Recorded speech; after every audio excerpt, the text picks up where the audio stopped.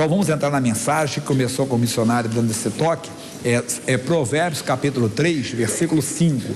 O nosso ponto de partida é muito conhecido, mas vai ter coisas fantásticas para edificação.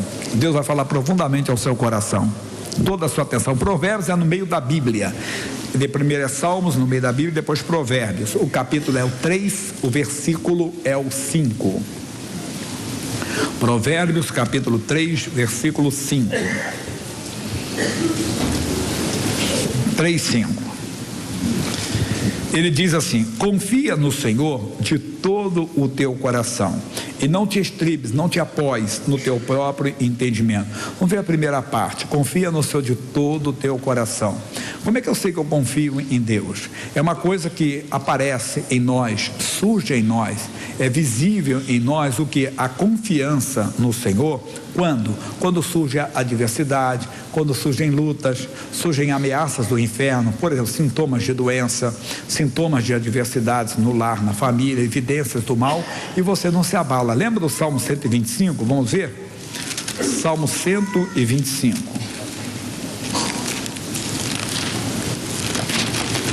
Salmo 125, versículo 1. Um pouquinho atrás, até mexi muito aqui, precisa mexer muito. Salmo 125. Ele diz: os que confiam no Senhor serão como o monte de Sião, que não se abala, mas permanece para sempre.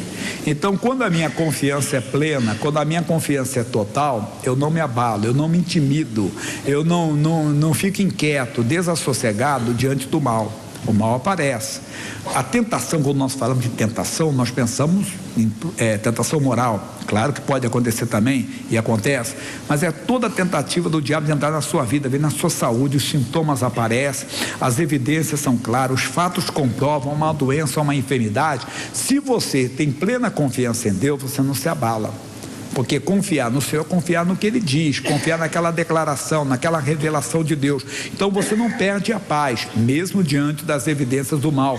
Você não entra em desespero, existe em você uma plena confiança. E como é que eu consigo essa confiança? Vamos voltar em Provérbios, no capítulo 1, no versículo 33. Como é que eu ganho essa confiança em Deus?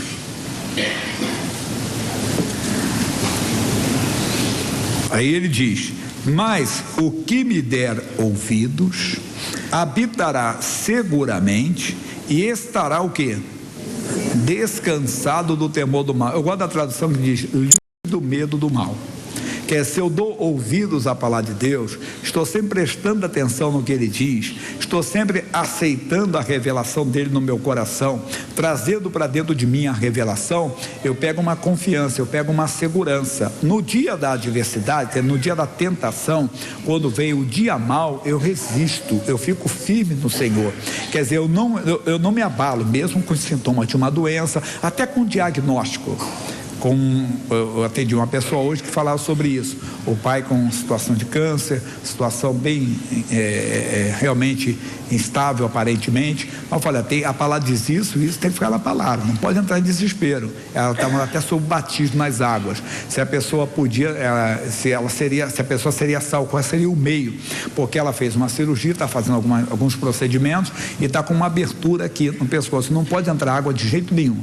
Ela não pode ter água nem no pulmão, nem no coração, não pode ter água dentro de si. E não podia dizer assim: não pode batizar desse jeito de maneira alguma. E ela perguntou para mim, eu falei: calma, a palavra de Deus mostra claramente, o ladrão na cruz, ele não foi batizado, né? Não houve oportunidade. Então, se não houver tempo dele do batismo, vamos confiar no milagre, Deus faz o impossível, mas fique tranquilo quanto à salvação, porque quem é que precisa do batismo? A pessoa que vai ficar. Se quer dizer, eu não tenho entendimento, eu também não teria resposta para ela. Eu expliquei que até hoje, na hora do batismo, as pessoas foram ser batizadas, sempre tem batismo aqui aos domingos, e eu disse: a quantas pessoas, eu perguntei para o povo, a maioria respondeu de maneira errada, não tem. Alguém pode ser salvo sem ser batizado? E aí? Aí o pessoal falou: não. Eu disse: não, pode sim. Quem é que pode ser salvo sem ser batizado? Porque aceitou Jesus, não deu tempo, morreu antes. para vender, a pessoa aceitou. Você levou uma pessoa no hospital, na UTI, nos últimos dias, ela aceitou Jesus, mas não passou pelas águas do batismo, mas ela foi salva. Mas por que ela foi salva sem ser batizada? Porque o batismo é o sepultamento do velho homem, é uma formalidade mandada por Jesus, que se olha claramente, o sepultamento do velho homem, despojamento do corpo da carne, do corpo do pecado, circuncidação no coração, e para andar em novidade de vida. Mas no caso da pessoa que morreu, quer dizer, não teve tempo, não há problema algum.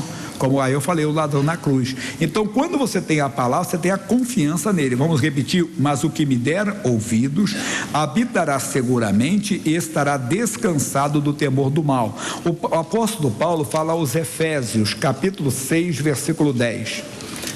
Ele fala exatamente isso. O dia da tentação vem. Qual é o dia da tentação? O dia mau. Nós vamos ver isso aqui em Efésios, capítulo 6, versículo 10. É lá no Novo Testamento: Mateus, Marcos, Lucas, João, Atos, Romanos, Coríntios, Gálatas, Efésios. Carta de Paulo ao povo de Éfesos, capítulo 6, versículo 10. No demais, irmãos meus, fortalecei-vos no Senhor e na força do seu poder. Quer dizer, se alimente da palavra, ore, tenha comunhão com Deus, se fortaleça no Senhor. Revesti-vos de toda a armadura de Deus. Para quê? Para que possais estar firmes contra as astutas ciladas do diabo, as armadilhas que aparecem. Porque não temos que lutar contra a carne e sangue, não é contra o que estamos vendo, mas sim contra os principados, contra as potestades, contra os príncipes das trevas deste século, contra as hostes espirituais da maldade nos lugares celestiais. Portanto, tomai toda a armadura de Deus, para que possais resistir no dia mal, e havendo feito tudo, ficar firmes. Então, quando vem a tentação, quando vem o dia mal, vem o ataque do inimigo, você fica firme. Não, a palavra diz isso, está escrito. Você não se abala, você não se intimida, você não se acovarda, você confia no Senhor, então, de todo o seu coração. Vamos voltar em Provérbios 3:5. Então, ele está dizendo para nós: confia no Senhor de todo o seu coração e não te estribes no teu próprio entendimento. Provérbios 3:5, repetindo: confia no Senhor de todo o teu coração e não te estribes no teu próprio entendimento. O missionário trouxe duas lições para nós no final de semana. A primeira foi em Gênesis, capítulo 12, versículo 10, no Abraão. O Abraão era muito de Deus, mas ele fez algo aqui que foi no entendimento dele, não foi Deus quem mandou. E às vezes é o nosso caso, estamos fazendo algo que não foi Deus quem mandou. Não é pecado, estamos fazendo algo que Deus não mandou. Gênesis capítulo 12, versículo 10. Ele recebeu o chamado de Deus, saiu da sua terra, da sua parentela, para o lugar que Deus mostrou, e ele foi. Mas aí houve um contratempo. O que? Houve uma adversidade. Capítulo 12, versículo 10. E havia fome naquela terra, e desceu Abrão ao Egito para peregrinar ali, porquanto a fome era grande na terra. Às vezes há esse período de dificuldades na nossa vida, de lutas, mas nós não temos que descer ao Egito. O Egito não é aquela nação bonita, no caso agora, para nós é simbólico, que é o mundo, é o pecado também.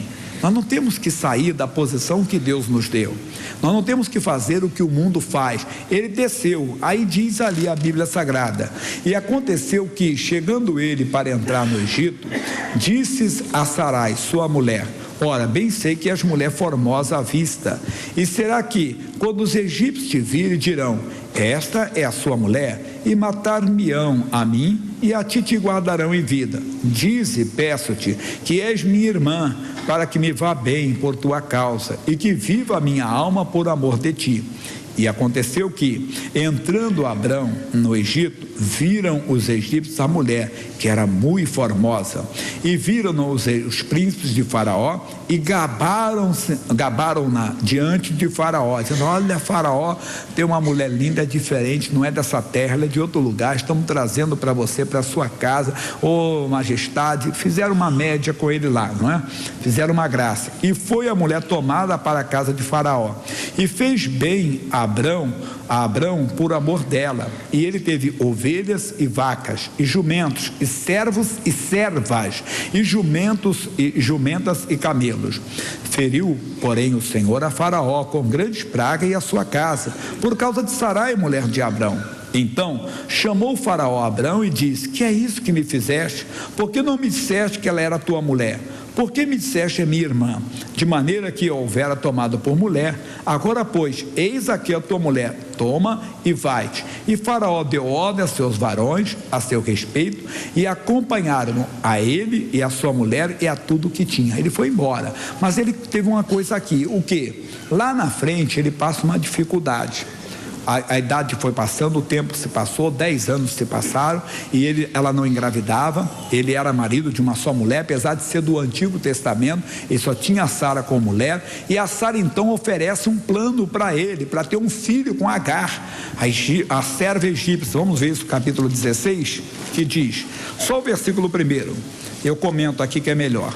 Ora, Sarai, mulher de Abrão, não lhe gerava filhos, e ele tinha uma serva egípcia, cujo nome era Agar. E diz Sarai a Abrão: eis que o Senhor me tem impedido de gerar. Entra, pois, a minha serva, porventura tereis filhos dela. E ouviu Abrão a voz de Sarai: olha, eu não consigo engravidar, o tempo está passando, eu estou envelhecendo, você também, então tem Agar aqui como sua mulher, quer dizer, como uma mulher, não foi uma amante. Eu gosto de explicar isso aqui, porque senão parece que era uma devassidão ali tremenda. Não, ele não teve ela como amante, ela como se fosse uma mãe de aluguel hoje, e ele teve um filho com ela. Essa serva egípcia deu, mas por causa disso, olha o que aconteceu. Vamos até o versículo 16. E era Abrão da idade de 86 anos, quando Agar deu Ismael a Abrão.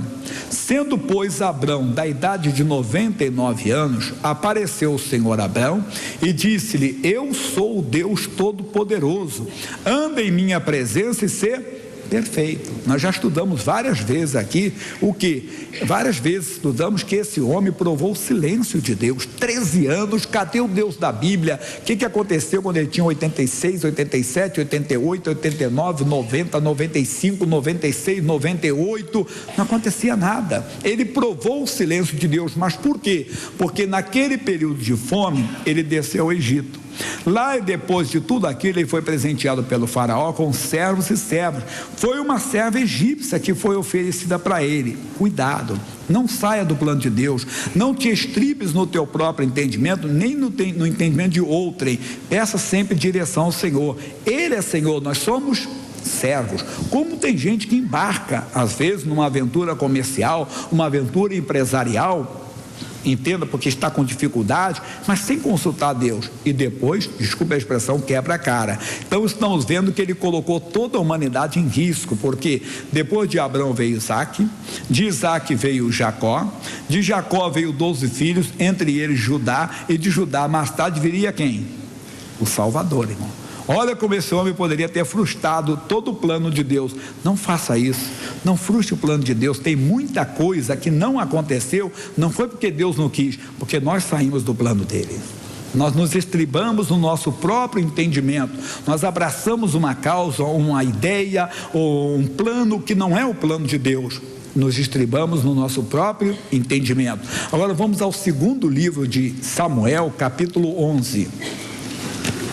Agora é um caso bem conhecido na Bíblia, é o adultério de Davi. Nós não vamos falar do adultério em si, mas sim do entendimento do Davi. Segundo Samuel, capítulo 11.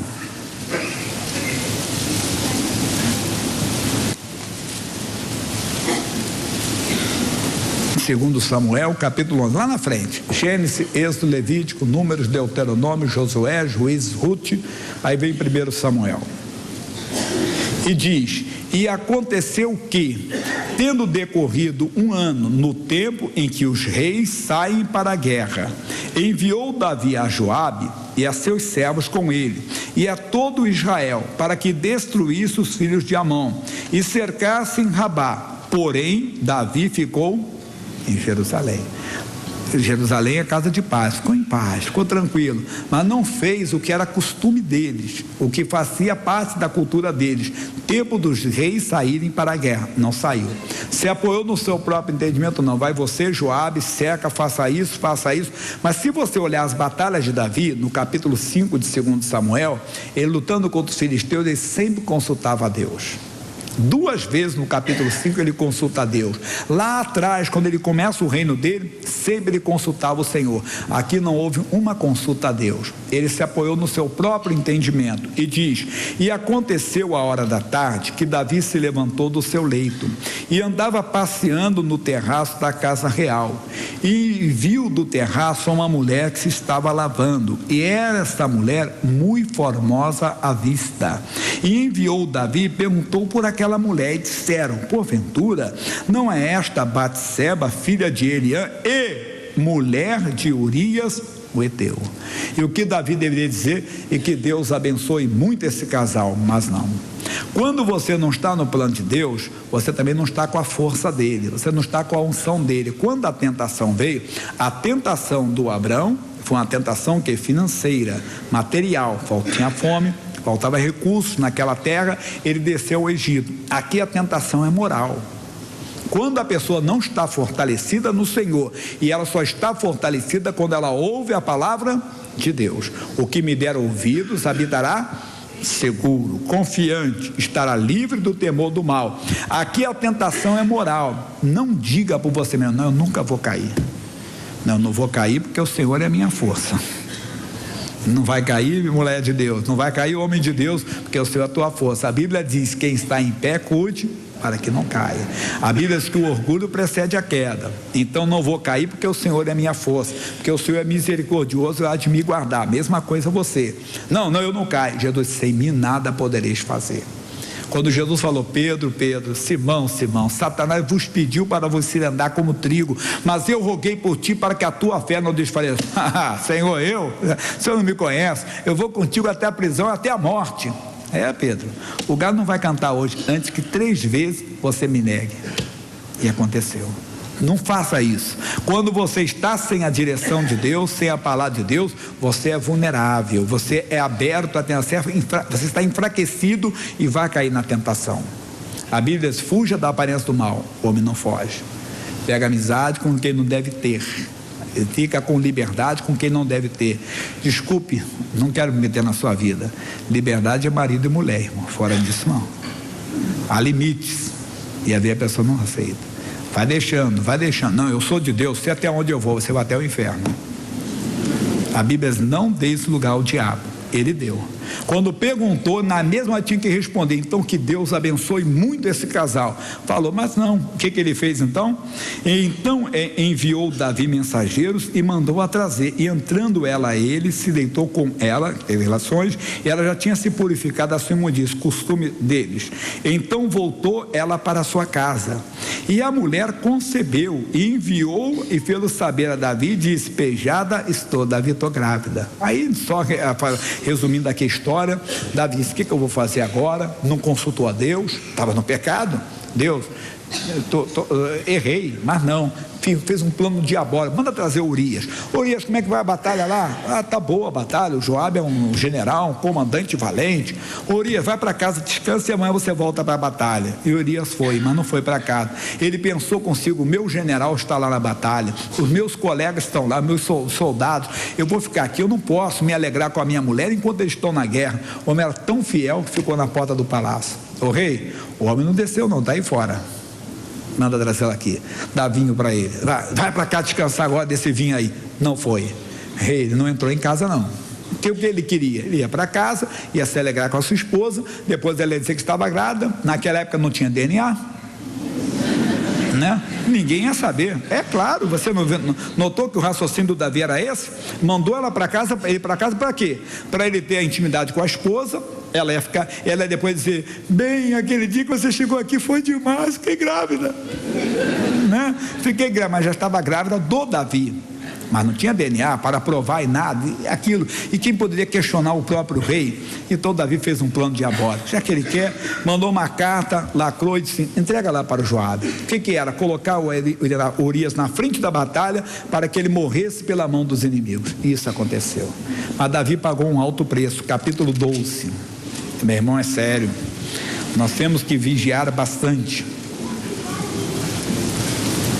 Capítulo 12. Não vou ler tudo não, para não Vamos ficar só no versículo 13. Então disse Davi a Natã: pequei contra o Senhor, e disse a Natã: também o Senhor transpassou o teu pecado, não morrerás. Todavia, porquanto este feito deste lugar sobremaneira a que os inimigos do Senhor blasfemem, também o filho que te nasceu certamente morrerá. E foi triste. Davi orou pela, não adiantou, morreu depois.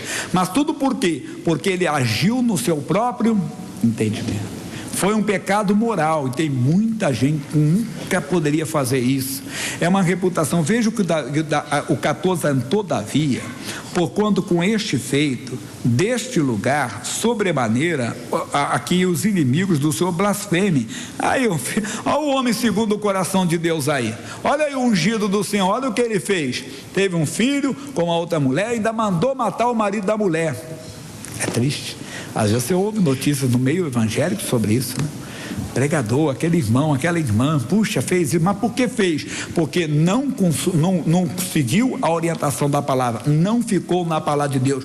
Tem que permanecer na palavra de Deus. Agora vamos para frente. 1 Reis, capítulo 13. Aí do lado. 1 Reis, capítulo 13. Só o versículo 10, do versículo 10 em diante. Esse aqui é um homem que saiu lá de Belém de Judá e foi até Betel para corrigir, repreender o rei Jeroboão, que estava na idolatria. O rei não entendeu nada, se levantou contra o homem de Deus, a mão dele ficou seca. Ele pediu misericórdia, o homem de Deus orou, a mão voltou ao normal. Queria dar um presente para ele: vamos lá na minha casa, vamos comer um pão, vamos nos alegrar, vou te dar um presente. O rei, ainda que me desse metade do teu reino, não vou comer pão, nem beber água, porque pela palavra me foi falado, para não voltar pelos meus caminhos, para ir por outro caminho. E assim foi. E foi-se por outro caminho, e não voltou pelo caminho por onde viera a Betel. E morava em Betel um profeta velho, e vieram seus filhos e contaram-lhe tudo o que o homem de Deus fizera aquele dia em Betel, e as palavras que dissera ao rei. E disse-lhe seu pai: por que caminho se foi? E viram seus filhos o caminho por onde fora o homem de Deus que viera de Judá. E então disse a seus filhos: albardai-me um jumento. E albardaram-lhe o jumento, e o montou. E foi-se após o homem de Deus, e o achou assentado debaixo de um carvalho, e disse-lhe: és tu o homem de Deus que veio de Judá? E ele disse: eu sou. Então ele disse: vem comigo à minha casa e come pão. Porém ele disse: não posso voltar contigo, nem entrarei contigo, nem tampouco comerei pão, nem beberei água contigo neste lugar, porque me foi mandado pela palavra do Senhor: ali não comerás pão, nem beberás água, nem tornarás a ir pelo caminho por que foste. E ele disse também: eu sou profeta como tu. E um anjo me falou pela palavra, dizendo: faze voltar contigo a tua casa, para que coma pão e beba água. Porém, mentira. Qual é a tentação aqui? Espiritual, irmão. E muita gente cai. Quando aparece, desculpe falar, mas de vez em quando aparecem esses modismos, aparece alguém muito espiritual: o Espírito Santo me falou, o Espírito Santo me revelou, Deus me falou. Irmão, ninguém pode mudar a palavra de Deus, nem o próprio Deus muda a palavra dele. Ele disse: eu, o Senhor, não mudo, os céus e a terra passarão, minhas palavras não hão de passar. E esse homem caiu nisso aqui, mas é um erro que eu nunca ouvi ninguém pregar com esse entendimento que o missionário deu. Qual? Volta um pouquinho, por favor. Versículo 14. E foi-se após o homem de Deus, e o achou assentado debaixo de um carvalho. Mas o que ele está fazendo ali? Ah, pastor Jaime, descansando. Tem hora que não é para descansar, irmão. Tem hora que você tem que marchar, tem que ir em frente. Às vezes o cansaço quer nos vencer. Nós não podemos deixar o cansaço nos vencer. É às vezes uma batalha espiritual. Ô Deus, eu estou muito cansado hoje. Não, Deus, vai lá, lava o rosto. Senhor, estou precisando de orar, estou precisando de ti, Jesus, de ouvir a tua voz. Estou num combate, estou numa batalha. Deus, pelo meu casamento, pelo meu marido, pela minha mulher, pelo meu filho, pela minha vida, pela situação financeira da empresa. É batalha. O diabo traz isso aí. Isso aconteceu com os apóstolos, os discípulos, que Jesus foi orar, eles estavam carregados de sono e dormiram. Aqui o homem ficou cansado e parou, foi alcançado. Se ele não tivesse parado, ele não seria alcançado. Nós temos que ficar atentos. Se estamos desanimados, o que temos que fazer? Primeiro livro de Reis ainda, agora o capítulo 19.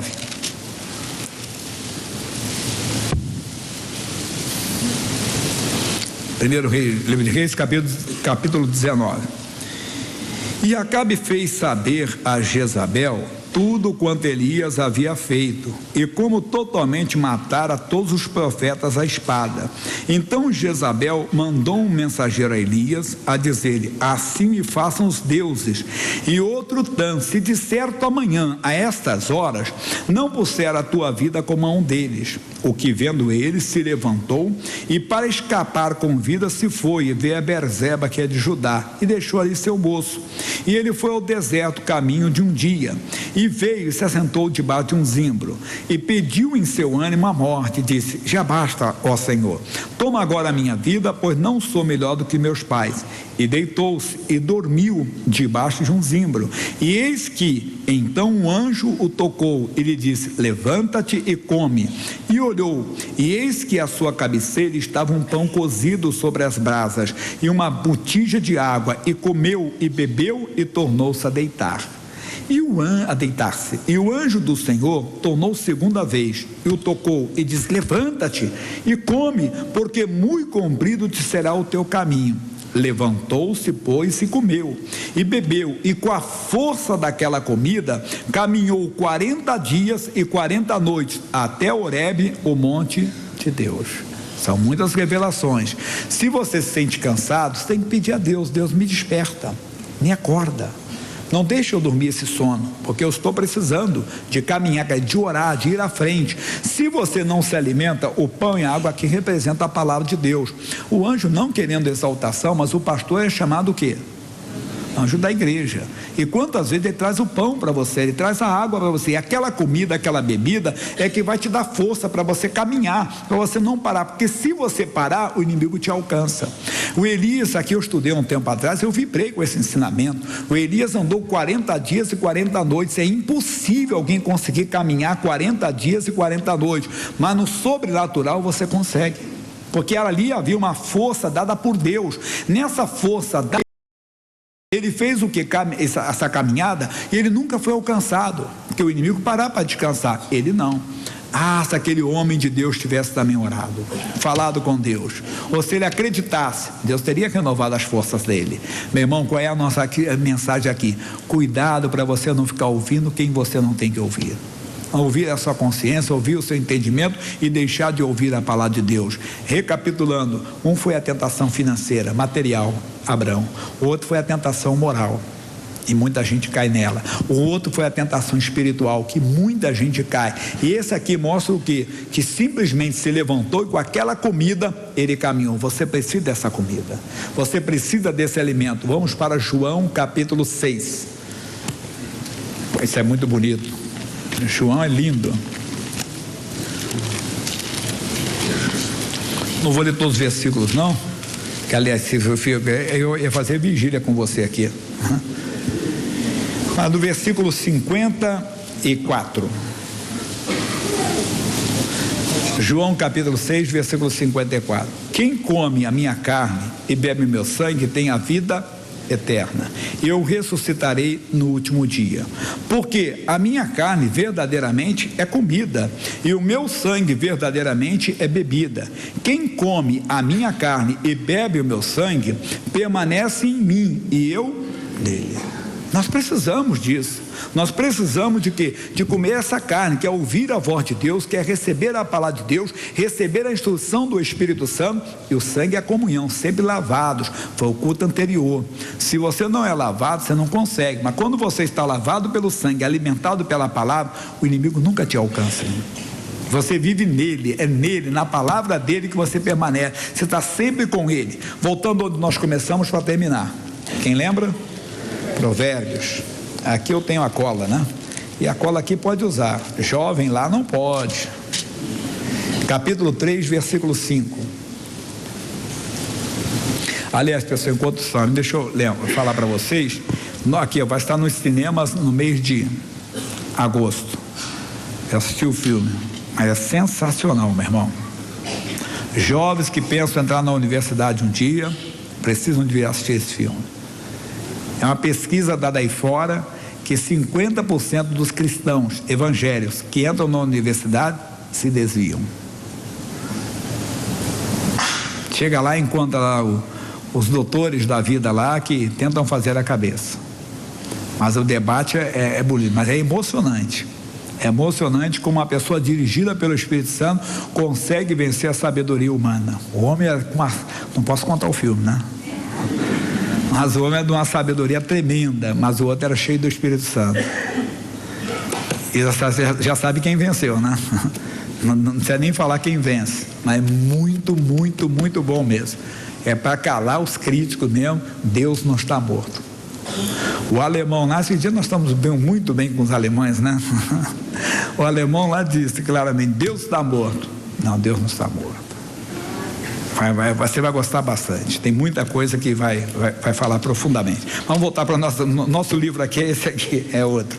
3:5. Confia no Senhor de todo o teu coração, não te estribes no teu próprio entendimento. Agora, reconhece-o em todos os teus caminhos. Mas o que é isso?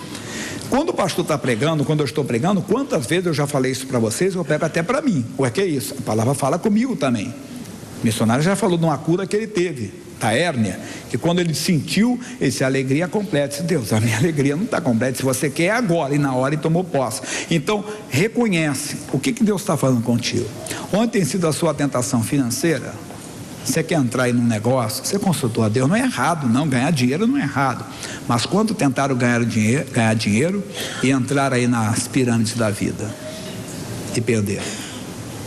Já contei para vocês que um dia eu li um comentário de um homem, não é nada, não é evangélico, é mas assim, outra área totalmente diferente, ciências humanas, área jurídica, e ele, até o sobrenome ele é de Jesus, mas não sei se ele era de Jesus, mas o sobrenome ele era de Jesus.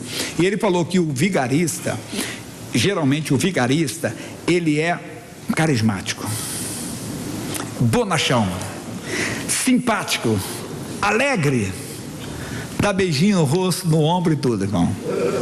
Abraça, entenda, todo mundo gosta. Geralmente o picareta é assim. Aí o missionário pega, e o diabo também. Se mostra às vezes muito, muito bacana. Cuidado, cuidado. A tentação vem, reconhece o Senhor. Quando eu estou pregando, não, pastor, realmente eu entrei numa aventura, então fala: Deus me perdoe. Eu quis ganhar dinheiro, que não é errado, mas não pedi a tua direção. E o diabo se aproveitou, quer dizer, aquele desejo, aquela vontade sua, e te levou para uma furada. Ou foi imoral? Verdade. Eu colocar os olhos naquilo que quando eu entendi, puxa, um homem casado, uma mulher casada, não precisa nem perguntar. O Davi, havia a cultura dele de casar várias vezes, mas nós não. Na nossa cultura é marido de uma só mulher de um só homem. Então a pessoa pode ser a mais linda que for, não fique perguntando: ela tem marido? Ainda que ela não tenha, você tem mulher. Então não precisa saber se ela tem marido ou não. Não precisa fazer essa pergunta do Davi: ela tem marido? Ele tem esposa? Não. Se você tem marido, não pergunte se ele tem esposa. Se você tem mulher, não pergunte se ela tem marido, que não é necessário, não precisa. Ainda que ela seja sozinha ou você sozinho, você não pode ter outra pessoa. A tentação vem. Mas vem por quê? Porque há tempo de guerra e o Davi não foi. Às vezes você está em guerra, não está bem no casamento, ela está no manifício, ela está muito nervosa, ele está muito nervoso, ou ele está numa depressão, ele está num momento de doença, ela está num momento de doença e não pode talvez cumprir aqueles deveres do casamento como poderia. É tempo de guerra, é tempo de oração, meu irmão. É tempo de nem chegar perto dos outros, fuja completamente. Não é hora de ficar no terraço olhando para nada, é hora de ficar com o rosto no pó. Deus, salve minha mulher, salve o meu marido, mude o meu marido, mude a minha esposa. É tempo de guerra. E a tentação vem, e veio e ele caiu. Por quê? Porque era tempo de guerra. Tem época que é tempo de guerra. É tempo de orar mais do que em outras épocas. É tempo de jejuar, de fazer campanha, dizer: Deus, me mantém de pé, Deus, me mantém na tua presença, que as tentações virão. Ou como o nosso amigo profeta lá de Belém de Judá, é espiritual. De vez em quando vem um profeta velho, de vez em quando vem um sabichão desse mundo, com palavras difíceis que não tem que até pegar o dicionário, e fala muito, muito, e você acaba caindo. Amigo, se fortaleça no Senhor. Reconhece em todos os seus caminhos, onde você tem, Ele endireitará as tuas veredas. Se caiu, Ele te coloca de pé. Mas tem mais: não seja sábio a teus próprios olhos. Teme ao Senhor, respeite o Senhor e aparta-te do mal. Respeite o que Deus diz, creia na palavra dele, confie nele de todo o seu coração. Em cada passo, não esqueça: você é servo, eu sou servo, só ele é o Senhor. Amém?